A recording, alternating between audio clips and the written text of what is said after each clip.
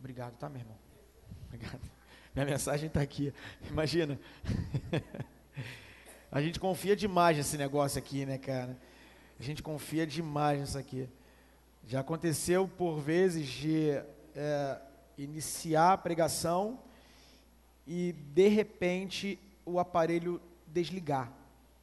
E aí vai dando aquele calafrio, né? Porque você prepara a mensagem, você estuda a mensagem, você se dedica a ela, aí você passa algumas horas lendo aquilo, e quando o aparelho desliga, parece que tu esquece tudo.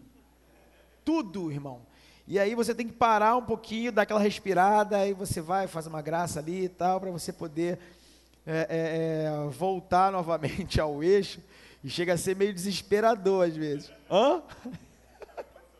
Não, isso nunca aconteceu com ninguém, só comigo. Gente, eu quero iniciar esse momento, lembrando mais uma vez, a gente está iniciando o período da juventude e coube a mim iniciar esse tempo. Eu tenho que fazer algumas observações. Esse meu cabelo, isso aqui não foi promessa, obviamente, tá? Isso aqui foi um erro de logística, foi um erro de percurso. Eu queria só parar a lateral, mas deu ruim. Eu fui botar a máquina e a máquina, né, o pente, eu achei que era um, era outro, e quando raspou ficou um buraco aqui. E aí eu pedi para minha esposa terminar o serviço atrás, e cada vez que ela passava a máquina, ela ria. E eu estou olhando para o espelho aqui e ela ri, ela vai me odiar porque eu estou contando essa história para todo mundo. Mas é engraçado, é uma boa piada. Eu estou aqui olhando para ela aqui no espelho e ela está rindo, né, dando uma risadinha. Eu falei, você está rindo de quê? Ela, não, nada não, calma aí que eu estou dando um jeito. Quando terminou tinha um buraco aqui em cima assim, ó. E aí eu tive que raspar a cabeça toda. Não que eu não gosto, eu curto, eu gosto muito. Mas não foi intencional inicialmente, tá? Só para dizer aos irmãos, o pessoal está assustado. O pessoal está dizendo que é uma homenagem ao pastor Pedro, homenagem ao pastor João Gomes. É também, tá? Amo vocês, é também. Pastor Jean também, mais ou menos. Gente, abram suas Bíblias aí em Lucas capítulo 11, versículo 4, por favor.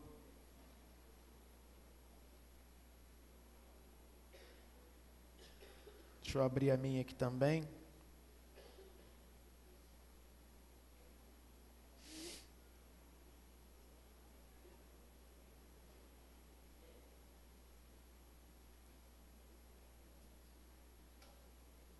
Esse é o trecho final da oração do Pai Nosso, né?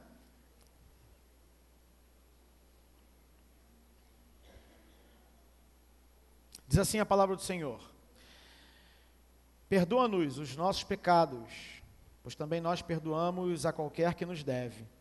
E não nos conduzas em tentação, mas livra-nos do mal.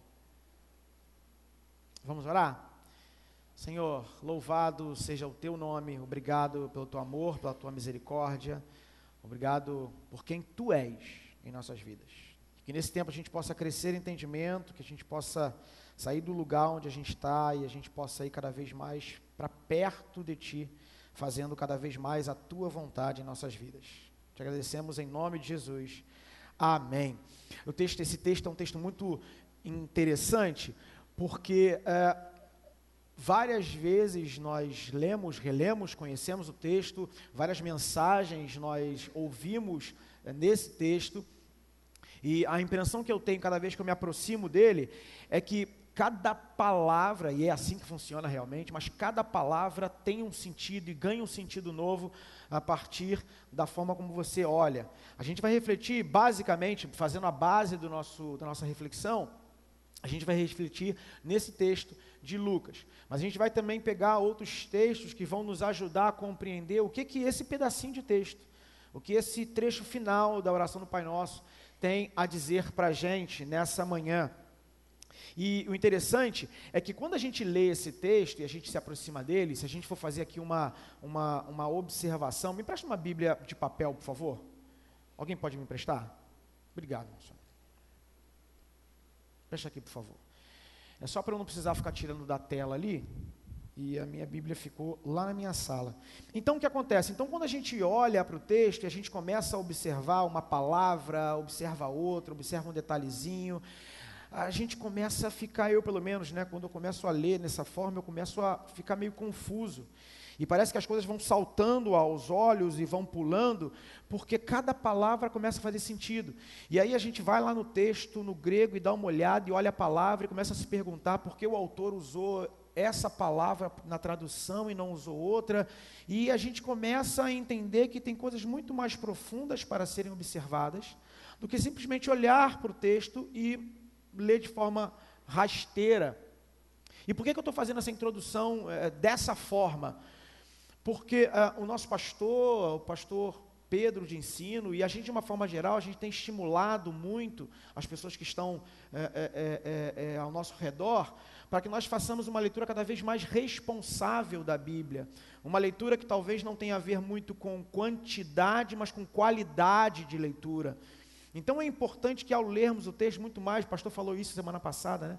Muito mais do que ler o texto, sei lá, ler a Bíblia toda 4 vezes no ano, é você ler um versículo durante a semana inteira e ficar ali meditando.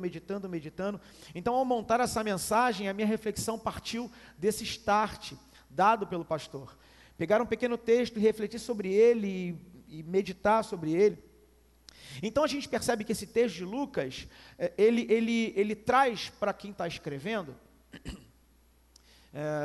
repetindo ali no texto as palavras de Jesus, uma perspectiva de quem tem medo, uma perspectiva de alguém que se depara com a possibilidade de queda, alguém que tem medo da situação que vive. Então ele diz, lá no versículo 4, ele diz o seguinte: perdoa os nossos pecados, e não nos conduza em tentação, mas livra-nos do mal. É um medo, é um receio que ele tem de dizer, né, de estar diante dessa situação. E 2 palavras, quando a gente olha para esse pedaço, 2 palavras, elas são importantes para a compreensão de tudo isso. A primeira é a palavra cair.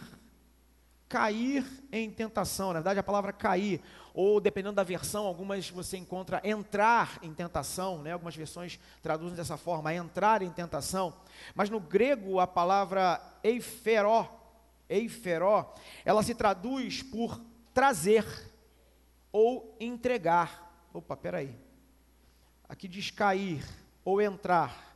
E aí, no grego, a palavra usada, ela é traduzida como trazer ou entregar, né? Ela tem a perspectiva, não que ela seja só traduzida, mas a forma de compreensão mais ampla também tem esse viés, né, de trazer e entregar. Isso é interessante, porque isso nos traz uma perspectiva de que nós somos levados à tentação por alguém. Algo que chega até nós, a tentação vem por alguém. E aí, conforme a gente lê o texto, e aí por isso é importante, se a gente lê o texto e não nos deixe cair em tentação, mas livra-nos do mal, a gente entende que quem é o responsável por trazer a gente para o mal? Se a gente fizer uma leitura rápida, Deus. Eu estou pedindo para Ele, para que Ele não me deixe cair em tentação, e para que Ele me livre do mal. Quem é o culpado de todo o mal então? É Deus? Será? Ué, mas espera aí, vamos parar para analisar. A Bíblia diz em Tiago, capítulo 1, versículo 13, que Deus não pode ser tentado pelo mal, e a nenhuma pessoa tenta. Ué, mas eu volto no texto de Lucas, diz: Senhor, me livra do mal, me tira a tentação. E aí Tiago diz que Deus não tenta ninguém, por ninguém é tentado. Então, Deus não pode ser. A gente entende que isso não vem de Deus. Qual é a segunda pessoa que sobra? Ou que a gente acha que sobra? Pode ser Satanás, exatamente. Só pode ser ele, o diabo. Se não é Deus, é quem? O diabo. Óbvio que é o diabo. Então a gente vai para a opção, que é o diabo. Mas se somos salvos, se a gente é salvo em Cristo, o Espírito Santo habita em nós, o diabo ele pode tocar em você? Sim ou não? Não. Ele não pode mais. Você está selado, você está firmado em Cristo. O diabo não pode mais tocar em você. E por esse motivo, mas espera aí, se não é Deus que eu peço para me livrar da tentação, porque não vem dele, e do diabo, mas espera aí, mas o diabo não pode me tocar. Se ele não pode me tocar, o que ele pode fazer? Ele pode botar uma pedra de tropeço aí para a gente dar aquela vacilada de pé. Mas se ele bota uma pedra de tropeço, isso nos leva a uma terceira opção. Isso nos leva para um novo lugar. Se não é Deus, se não é o diabo, Tem mais alguém nessa dinâmica.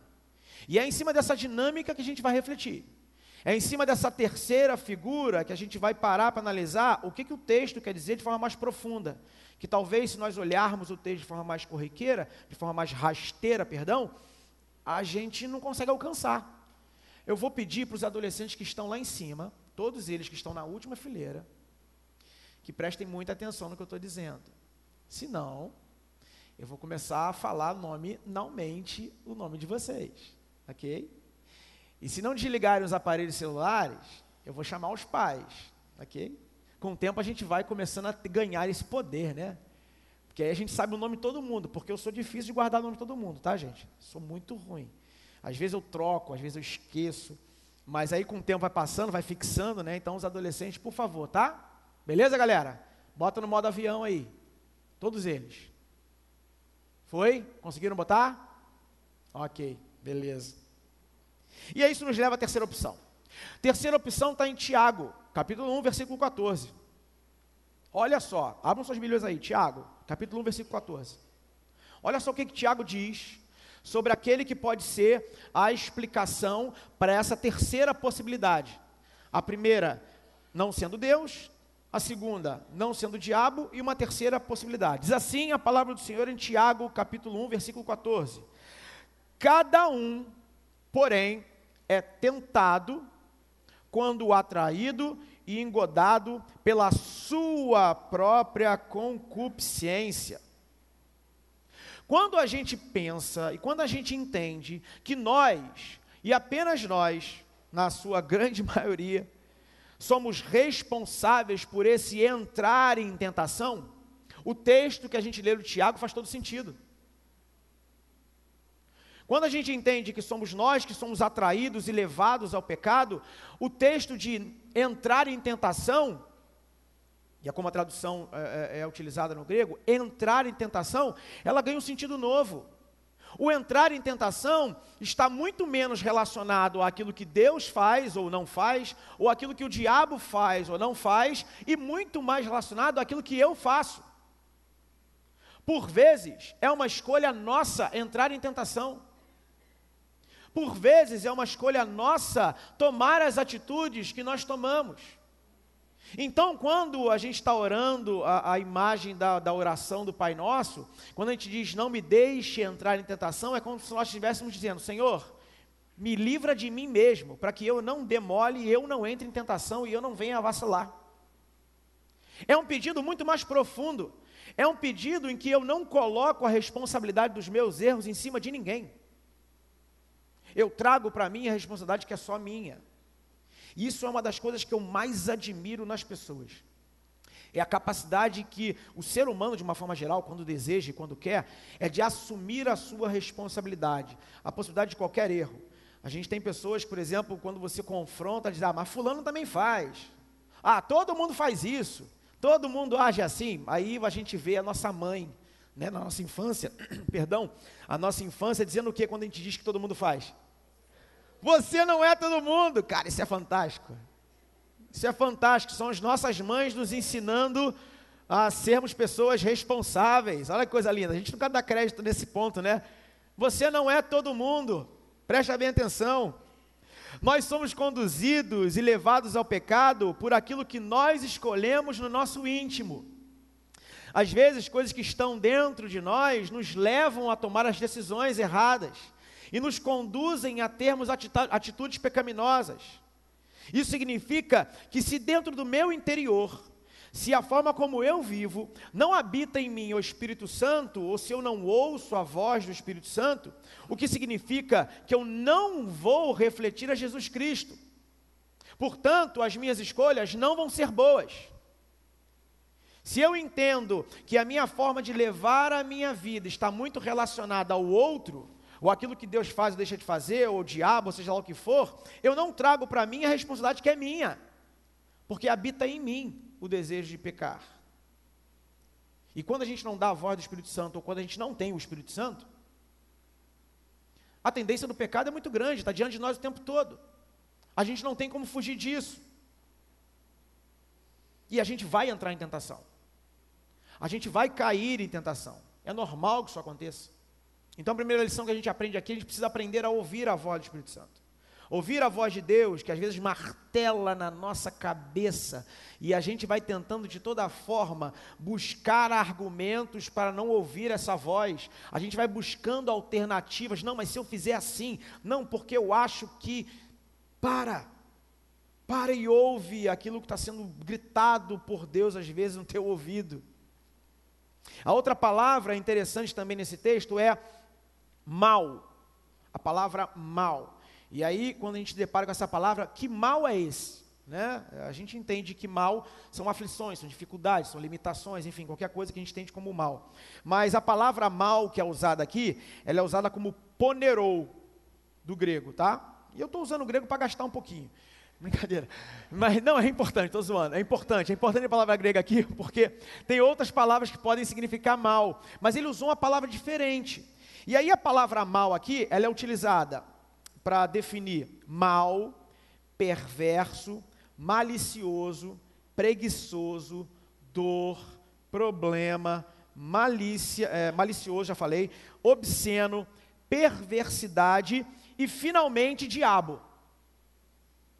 De todas as definições que a palavra ponerou pode dar, tem também a palavra diabo, ok? Mas por que ele escolheu o diabo?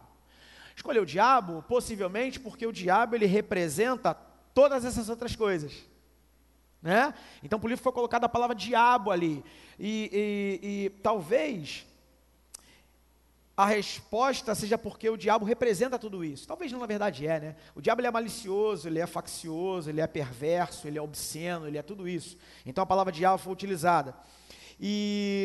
Mas nós, também quanto seres humanos, a gente é ou não é capaz de fazer tudo aquilo que a palavra ponerou significa?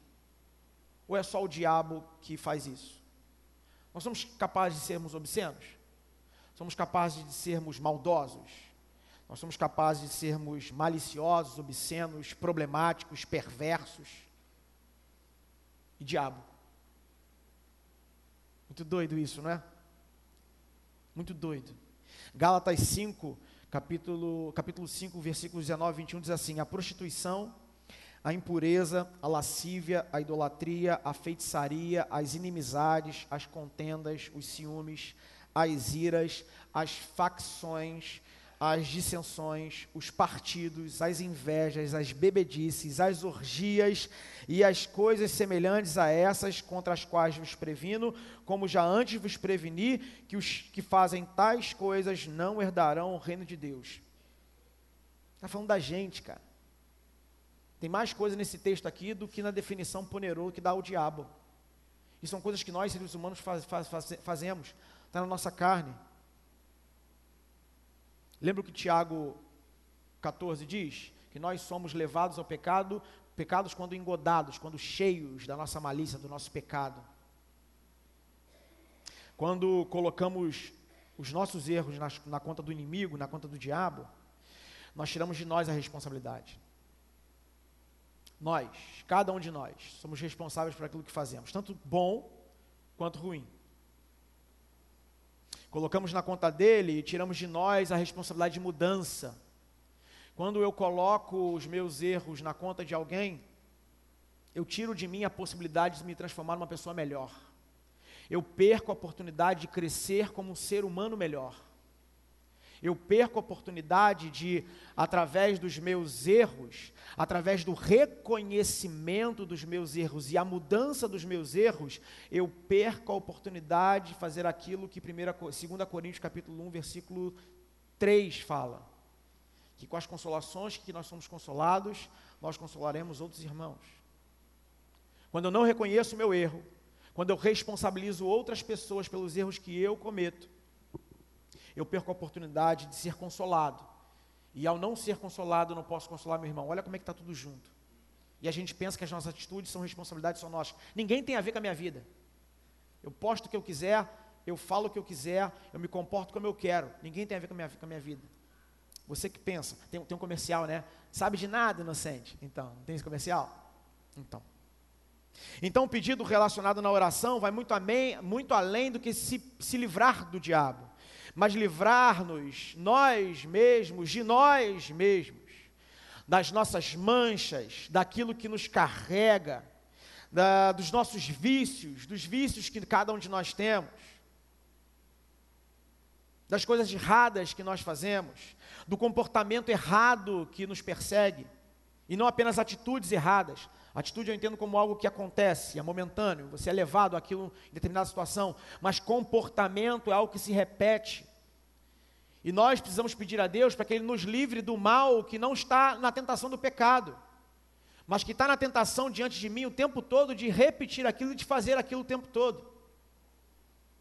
O pedido que nós lemos nesse trecho de Lucas 11, versículo 4, nessa oração é um clamor de socorro. É um clamor de socorro que Cristo nos ensina a termos, a fazermos todo dia diante do Senhor. Que talvez aqui nessa manhã, muitos de nós precisamos fazer. Senhor, me socorre de mim mesmo, o anti-herói. Senhor, me livra de quem eu sou. Me livra de mim mesmo. Me livra da tentação que habita em mim. Ok, problematizamos. Estamos agora com um ponto de interrogação enorme na cabeça. Como é que eu me livro de tudo isso?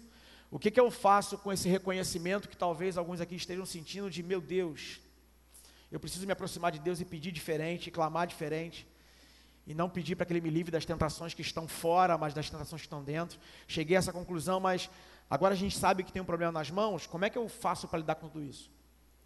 E aí a Bíblia, ela diz dois caminhos, que são novos, assim, meio não tão conhecidos de todos nós, mas são caminhos novos, caminhos que a Bíblia nos direciona e que com certeza vão nos ajudar, que é vigiar e orar, né? Coisas novas que a gente quase não sabe, obviamente, mas pode parecer piegas, né? Pode parecer simples, pode parecer corriqueiro e batido. Vigiar e orar.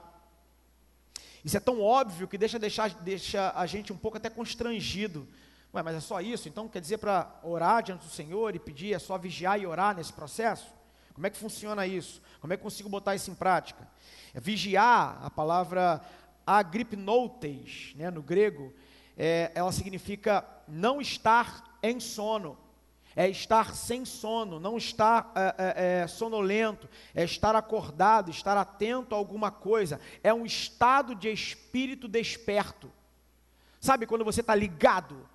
Sabe quando você está ligado, assim, às 6 horas da manhã, ligado, no tempo como hoje, cheio de neblina, que você acordou ligado para vir para o culto, sabe? Impossível, cara, impossível. Se alguém falou isso, cara, isso é difícil. Hoje, quando eu acordei, abri a janela, aquela neblina assim, eu falei, misericórdia, Senhor. A coberta, minha esposa, as crianças, né? Aquela coisa maravilhosa. Mas o estado que a palavra usa é de estar ligado, estar atento. Então, quando a Bíblia diz vigiai e orai, vigiai, na verdade, você tem que estar ligado. E por vezes a gente vive uma vida como se o diabo brincasse de ser diabo. A gente está aqui, ó, estado blasé. O couro está comendo, desculpa a expressão. Eu falo muito para os adolescentes isso. Os anjos passando para cima e para baixo, largando mensagem para tudo quanto é lado, tentando te apontar a direção, é aqui, com tela tal, e nego está aqui, ó. Aí tu pergunta, tu viu o anjo que passou? Anjo? Que anjo, cara? Eu vi aqui o jogo aqui, tá vendo? Aí mostra para o outro. A gente perde a nossa noção, a gente perde tempo, as coisas passam na nossa frente, e a gente nem vê, cara. A gente não vê. E eu estou te falando aqui do celular porque eu chamei a atenção dos meninos no primeiro tempo, mas, sabe, para pensar na tua vida aí, quantas coisas têm mudado o teu foco, têm tirado do eixo, têm feito você perder tempo diante da vida. Cara, a gente tem uma vida só, ok? Tem gente que acredita que tem mais, a gente respeita, ok? Mas eu creio que a gente tem uma vida só, é o que a Bíblia nos ensina. É a única vida que tu tem, filho. Para analisar aquela mensagem que o pastor pregou, né, sobre a vida do cara, né, que negócio do elevador, que para 30 segundos, tal. Cara, é uma história que ele estava contando que serviu de ilustração para a mensagem, mas para analisar o tempo que tu para respondendo mensagem de WhatsApp. Quantos grupos você tem? Deve ter, eu tenho pelo menos aí uns 30, pelo menos. Fazendo uma conta muito rápida. Todo dia nos 30 tem mensagem. No grupo da família é o que mais tem, não sei porquê. Grupo da família, o pessoal fica botando lá, bom dia, boa tarde, boa noite. Outro dia recebi uma de boa terça. Boa terça-feira, eu nunca tinha visto na minha vida, cara. Boa terça-feira. Mas ok, legal, tá valendo, é suave, tá valendo, mas sabe, quanto tempo a gente perde fazendo coisas que não vão levar a gente para lugar nenhum? E é um tempo que você nunca mais, presta bem atenção nessa palavra, nunca mais vai voltar atrás. Nunca mais vai voltar atrás. E sabe o que fica? Nada. Não fica absolutamente nada. Nós temos uma missão aqui na terra. Algumas. Vou citar uma. Duas. Ser luz e sal. Luz e sal. Se você usa o seu aparelho de telefone, os seus grupos de WhatsApp para ser luz e sal, cara, tá valendo. Cai para dentro. Cai para dentro, que Deus está nesse negócio. Mas se você não usa para isso, irmão, quebra o telefone. Eu tenho orado para Deus quebrar o telefone dos adolescentes aí. Senhor, quebra em nome de Jesus. Sério. Serinho. Mas vai ser, hein? Presta bem atenção, hein? Vai ser daqui a pouco. Cara, porque é terrível. Televisão, computador. A minha oração é contra alguns eletrônicos. Senhor, quebra o computador, quebra o coisa, quebra a televisão, quebra o aparelho da Sky. Vai quebrando, Senhor, em nome de Jesus. Cara, a gente precisa aprender e entender o que é vigiar, cara. Vigiar é estar atento, acordado, para analisar quais são as coisas que tem te feito dormir, quais são as coisas que tem te feito, sabe, dar uma vacilada. Uma vez eu vi essa ilustração, no meio da luta, né, a gente estava trocando ideia, batendo papo, conversando, e aí eu estava falando com os amigos lá na academia, e aí um dos amigos falou assim, cara, pior que é mesmo, né, o diabo, ele é igual um lutador de MMA, né. Eu falei, pô, cara, né, estava dentro da conversa, eu falei, mas por que você está dizendo isso? Ele, não, cara, lutador de MMA e sem juiz, mano. Por que é sem juiz? Porque tu cai, ele continua pisando em tu. Quando tá na luta de MMA, a gente cai, né, e o juiz vai, parou, né, tal, acabou a luta ali, tu vai para casa, né, cheio de rosto, todo arrebentado, mas tu vai para casa. Cara, a luta contra o diabo não é assim não, filho. Tu tá caído no chão, ele tá pisando. Aí tu tá, para só um pouquinho, que para um pouquinho o quê? Ó, toma. Vigia.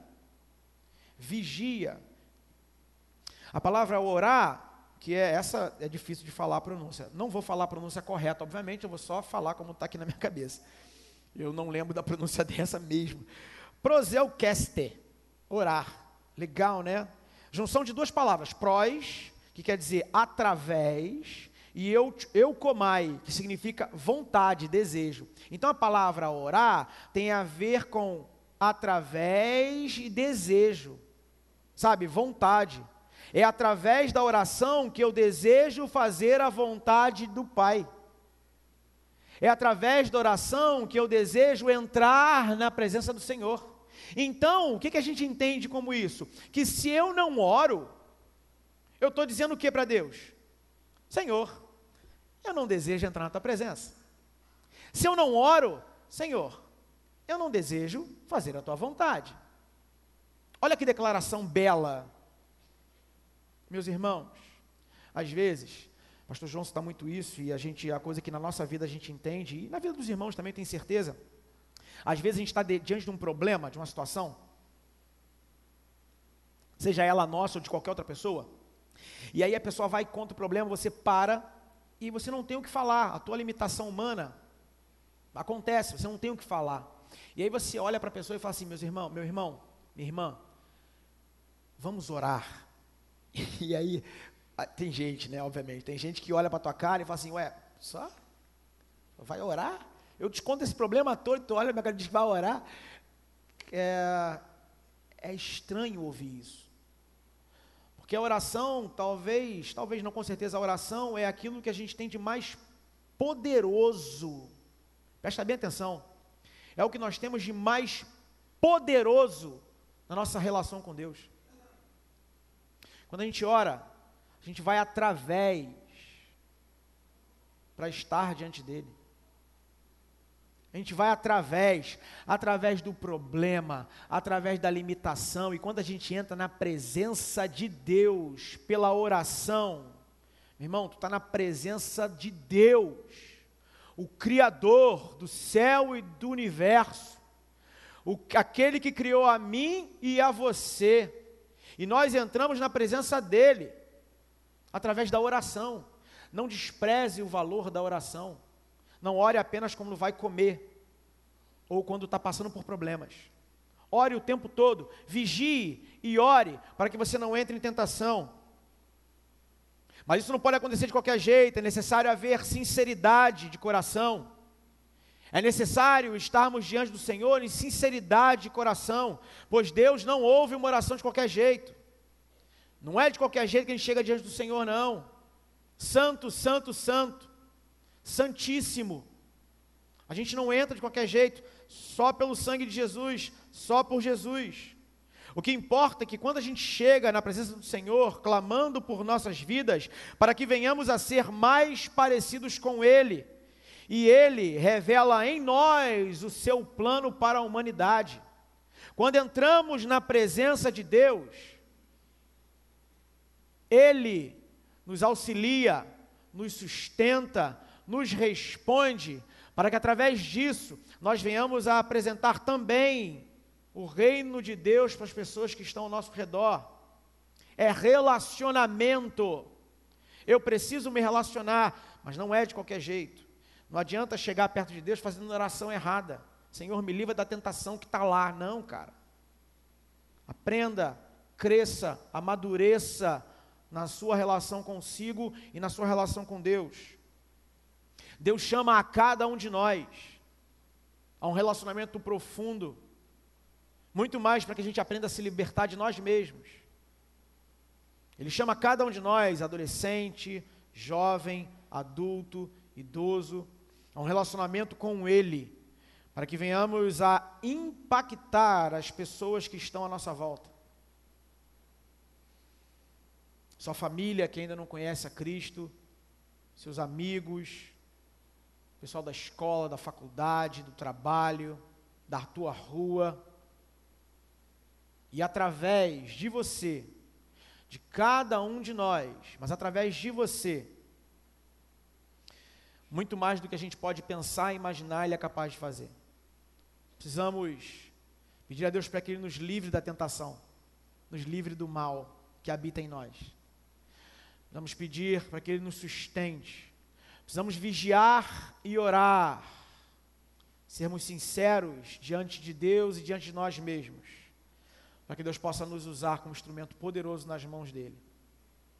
Que a gente seja abençoado por Ele nessa manhã. Amém? Podemos orar? Vamos falar com o Senhor, baixe sua cabeça. Falemos com o Senhor nessa manhã. Senhor, obrigado por esse tempo em que a gente pode refletir na Tua Palavra, a gente pode pensar, a gente pode entender algumas coisas mais, que talvez de uma forma mais rápida, que a gente possa ler, possa ficar um pouco mais encoberto. Mas é o Teu Espírito Santo, quando a gente lê, quando a gente ora para iniciar uma leitura, iniciar a leitura da Palavra, é nesse momento que o Espírito Santo nos dá a resposta necessária. É nesse momento que o Espírito Santo abre os nossos olhos, abre o nosso entendimento, e a gente lê a Bíblia como o Senhor quer que nós leiamos. Obrigado por isso. E hoje, ó Pai, eu tenho plena convicção que os meus irmãos que estão aqui têm refletido, o Senhor sabe disso, está no coração deles, o Senhor sonda os corações. E, Senhor, se habita aqui alguém que nesse momento precisa se colocar diante do Senhor de forma sincera, fazendo essa oração que foi um exemplo dado por Cristo, de que nós devemos pedir para que o Senhor nos livre do mal, e que nos livre da tentação, que isso está muito mais relacionado a quem nós somos, e não aquilo que pode nos tocar à nossa volta, porque Tu és todo poderoso, o Senhor nos cela com Teu Espírito, e nada pode nos alcançar que seja de maligno, e nós cremos nisso, nesse poder que habita em nós, através do Espírito Santo. Mas Pai, talvez alguns aqui não Te conheçam, não tenham tido intimidade contigo, não tenham declarado em suas vidas Jesus como suficiente Salvador de suas vidas. Pai, se há aqui pessoas dessa forma, que elas possam ter coragem de tomar a decisão ao teu lado, aceitando Jesus como suficiente Salvador de suas vidas. E se habita aqui também tem, Senhor Deus, irmãos que precisam mudar a leitura sobre as coisas, ter uma leitura mais responsável sobre suas próprias vidas. Pai, em nome de Jesus, nos conduz e nos auxilia, para que o teu nome seja glorificado em nossas vidas e através daquilo que nós fazemos. Fala aos nossos corações constantemente. Abençoa, Senhor Deus, esse período em que estaremos à frente da igreja, liderando a igreja de alguma forma. Abençoa o pastor Jean, abençoa a minha vida, abençoa aqueles que estarão liderando, a cada um deles. Nos abençoa e nos guia e nos conduza, para que nós tenhamos alegria em te servir, mas também tenhamos temor diante da tua face. Obrigado por esse tempo. Fala o coração dos meus irmãos, dos teus filhos, em nome de Jesus. Amém e amém. Se você tomou alguma decisão nessa manhã, aproveita para poder estrear o nosso novo folheto. Estreia ele aí. Se você aceitou Jesus, bota um sim bem grande lá, tá? E a gente vai ter a alegria de poder se aproximar de você, trocar uma ideia, bater um papo, convidar você para nos visitar, para estar aqui com a gente poder conversar e se conhecer melhor. Tá bom? Eu tenho alguns recados importantes para dar nesse momento. Queria que o Natan viesse aqui também. Natan vai ter um recadinho importante para dar também nesse momento. Nosso pastor está entrando de férias hoje. Orem pela vida dele, orem, tá bom?